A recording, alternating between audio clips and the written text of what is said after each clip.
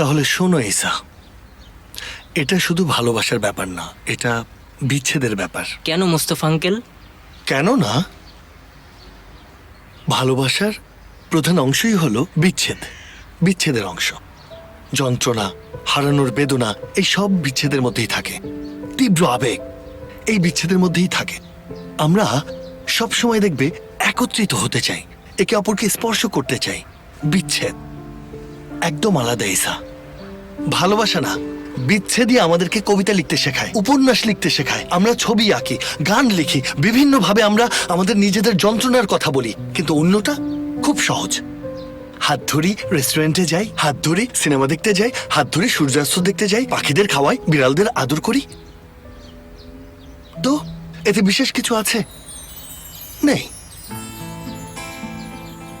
আমি এভাবে কখনো ভাবিনি। আমি এখানে আছি তোমাকে না ভাবতে দেওয়ার জন্য। যেমন ধরো, ভেবে নাও লাইলি মজনু বিয়ে হয়ে গেছে। ও, তারা তাদের বিয়ে আপসিলার ওয়েডিং সেন্টারে করেছে। তারপর তারা টকির কাছ থেকে একটা বাড়িও কিনেছে। তাদের 2 সন্তান, খুব সুন্দর 2টা সন্তান। তাদের একজন ছেলে আর অন্যজন হলো মেয়ে সন্তান।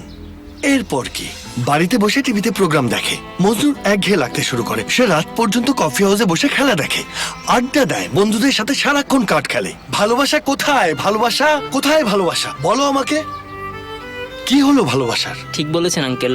অবশ্যই ঠিক বলেছি, অবশ্যই। একসাথে হওয়ার জন্য আমাদের বিচ্ছেদের প্রয়োজন, একে অপরকে মিস করা প্রয়োজন। মুস্তফা আঙ্কেল, আপনার আর আয়েশা আন্টির মধ্যে কি বিচ্ছেদ হয়েছে?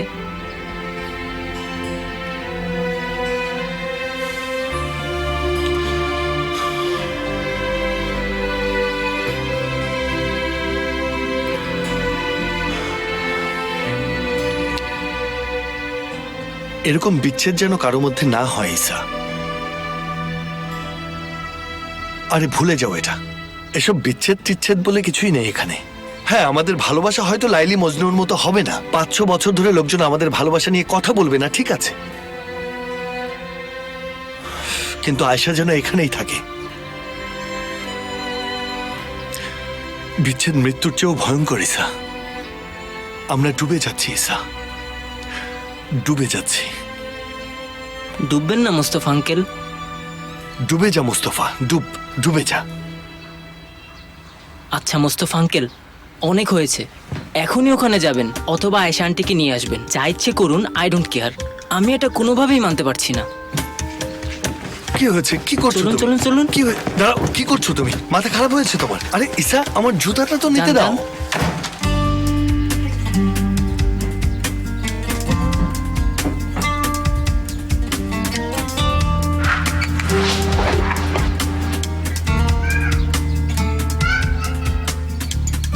আয়েশা আন্টিকে না নিয়ে আসবেন না, না হলে সব জ্বালিয়ে দেব। শোনো, তুমি এসব কি করছো ঈসা? যেতে বলছো? সেটাই তো বলছি। যে আমি কি বলবো তাকে? কিছু একটা বলে দেবেন, সে হয়তো আপনার জন্যই ওয়েট করছে। তুমি শিওর? যান এখন। ঠিক আছে বাবা, ঠিক আছে। আল্লাহ আল্লাহ, আমার মান ইজ্জত আর রাখলে না।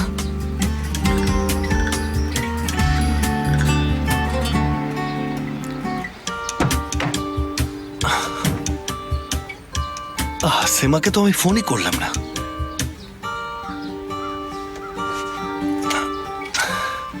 হ্যালো সেমা, তোমার সাথে খুব জরুরি বিষয়ে কথা আছে।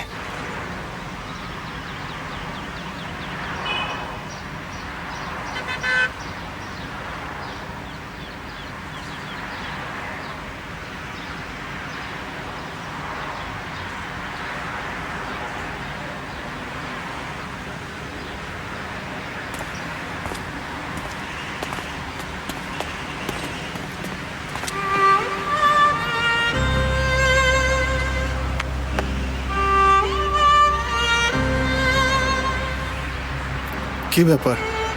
একটু গাড়িতে উঠে বসুন ভাই। এসো ভাই, এসো।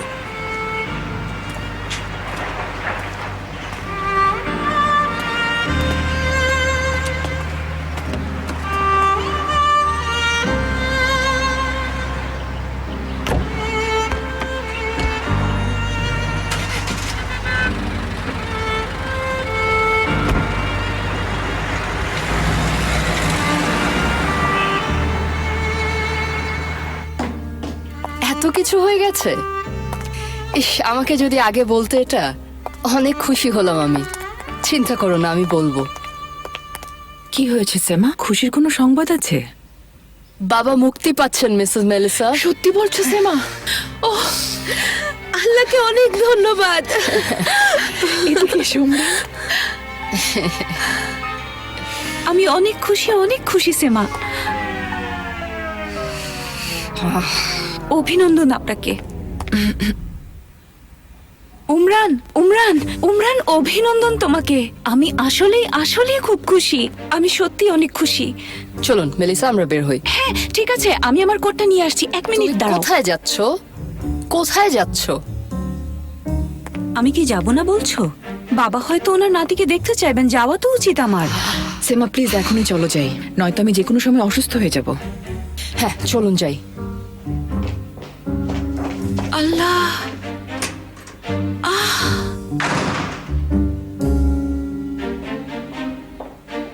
সবাই চলে গেল।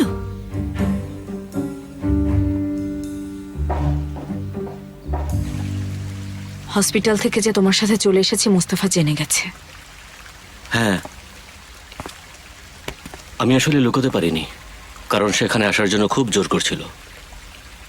আসলে আয়শা, ওর অবস্থা আসলে বেশি ভালো না। অন্ধকার চারিদিকে,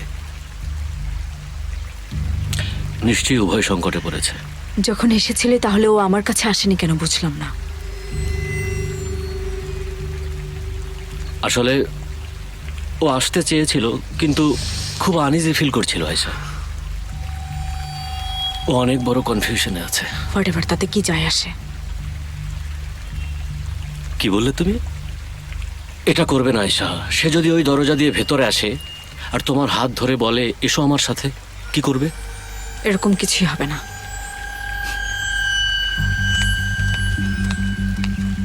মুস্তফা, আয়শা, তোমার সাথে কথা বলতে চাই। কি অবস্থা মুস্তফা? এসো আমার সাথে।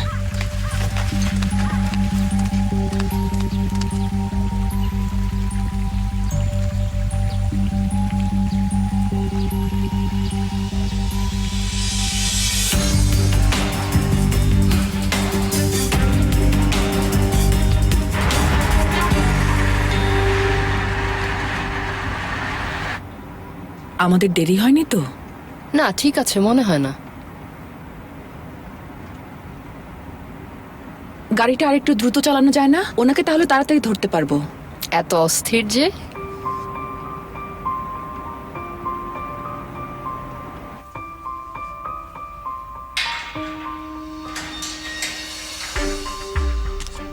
বাহারি উম্মান, আপনার যাওয়ার সময় হয়েছে।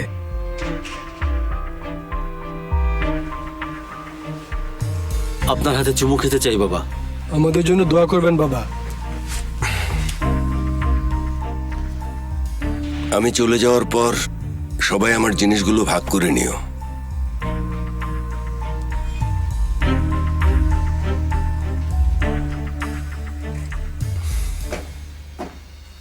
একদম মন খারাপ করবে না, ঠিক আছে? আমি তোমাকে এখান থেকে বের করব। ঠিক আছে, আল্লাহ আপনার ভালো করুক বাবা।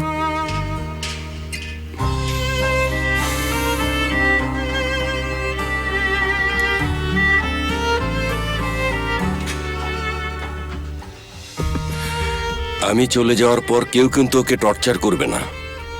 এমন হলে আমার থেকে খারাপ কেউ হবে না। আপনি চিন্তা করবেন না বাবা, আমরা একসাথে মিলেমিশে থাকবো। আচ্ছা, আল্লাহ সবার মঙ্গল করুন। অনেক ধন্যবাদ।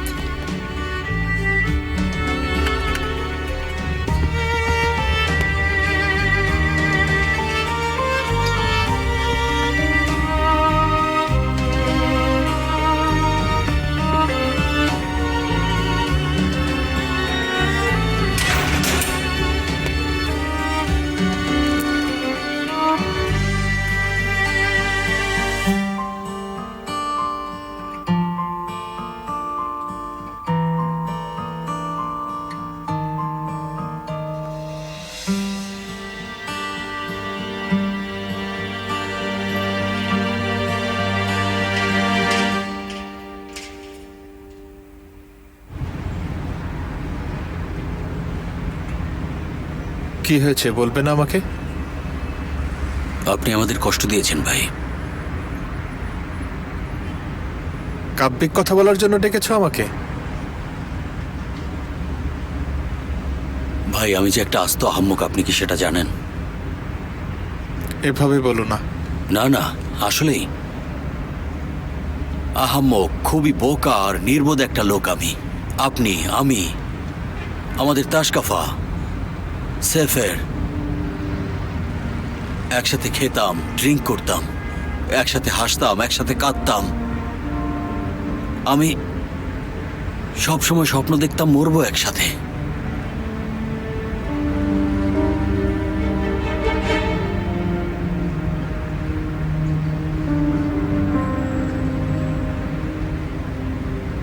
কষ্ট পেও না জুলফিকার।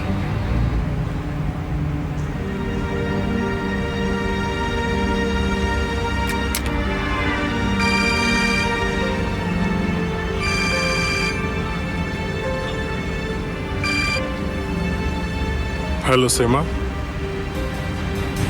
বুঝতে পেরেছি।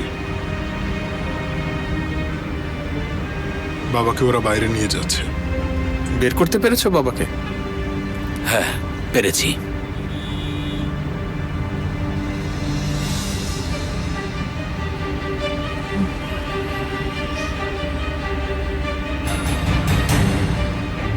আরেকটা কাজ আছে।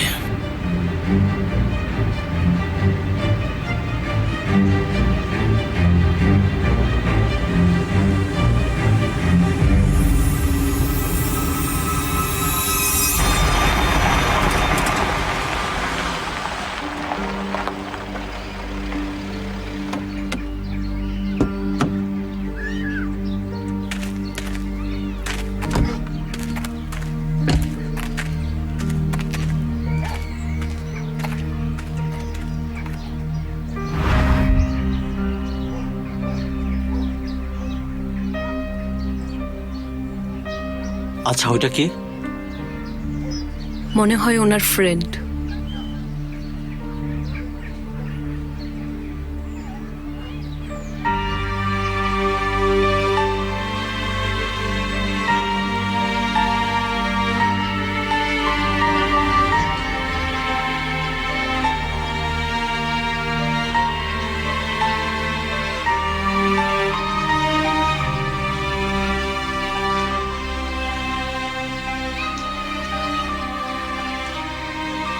এখন কি চুপ করে থাকবো? চুপচাপই থাকি আয়েশা, চুপচাপই থাকি। এর আগে কথা বলে অনেক কিছু ঘটে গেছে, তুমি তো জানো। মোস্তফা, কথা বলার জন্য নতুন কোনো কিছু আছে? আছে।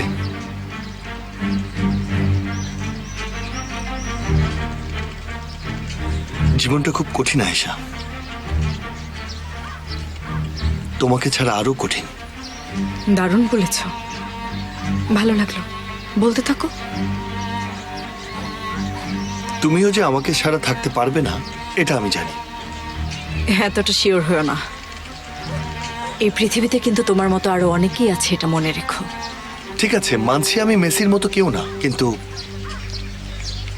এটাও জানি আমার জায়গাটাও ফিল আপ করা সহজ না।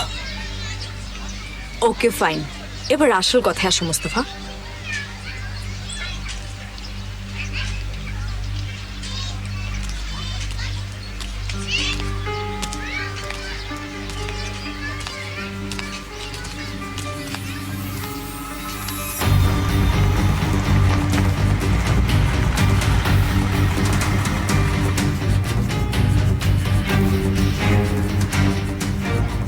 আমরা এখানে কেন আসলাম? বাবাকে অনেক কষ্ট দিয়েছেন ভাই। আমি তার ছেলে হয়ে থাকে এটা? না, তাকে এবার আপনি অনেক বেশি কষ্ট দিয়েছেন। কি বলতে চাও তুমি? আমাকে উপদেশ দেওয়ার জন্য এখানে নিয়ে এসেছো? কি বলছেন ভাই? এটা আমার কাজ না। বাবা জেল থেকে বের হয়েছে, চলো ওনার কাছে।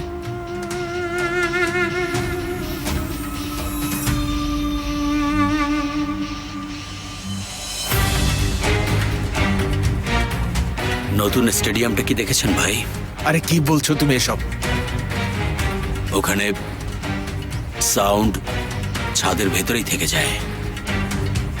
সম্ভবত এটা ডেসিবেলের জন্য একটা নতুন রেকর্ড তৈরি হবে। মনে হয় এটার সিটগুলো লম্বালম্বি ভাবে তৈরি হয়েছে, বসে খুব আরাম পাওয়া যাবে।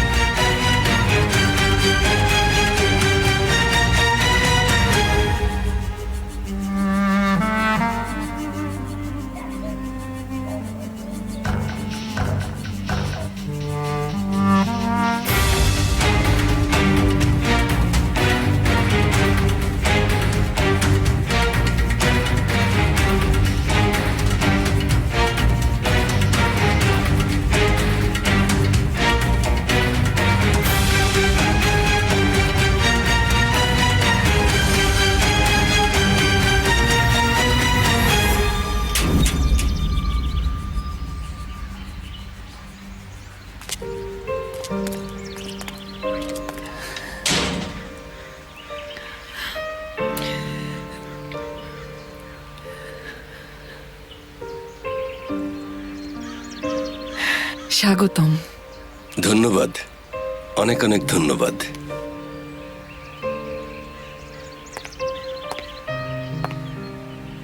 আপনাকে অনেক অনেক স্বাগতম বাবা।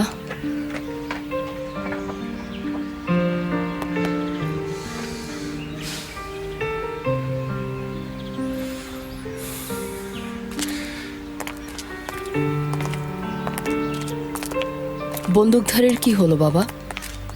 সেটার সমাধানও করেছি।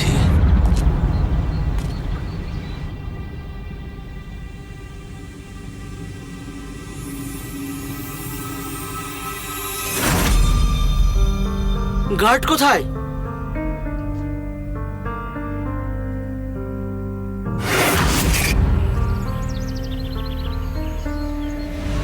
ধন্যবাদ মা, তুমি আমাকে বিপদ থেকে বাঁচিয়েছ।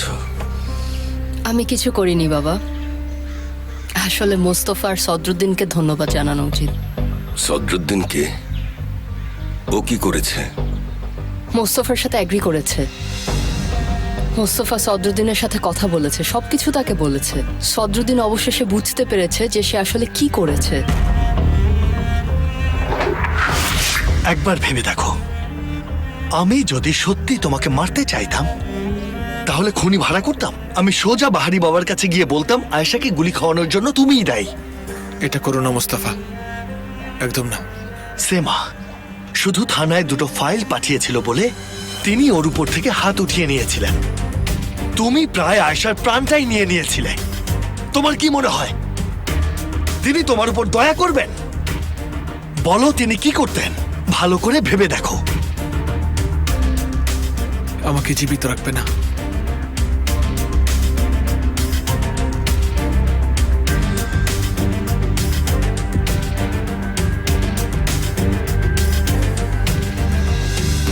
অবশ্যই জীবিত রাখবে না।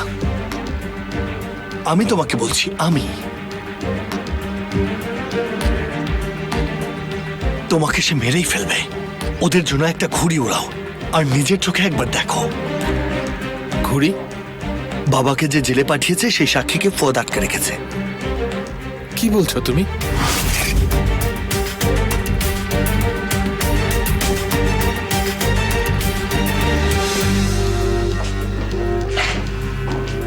ওগোজ জি, মোস্তফা সাক্ষীর স্ত্রী ও সন্তানদের ঠিকানা জেনে গেছে। তুমি দ্রুত সেখানে চলে যাও, নিরাপদ জায়গায় শিফট করো। ঠিক আছে স্যার।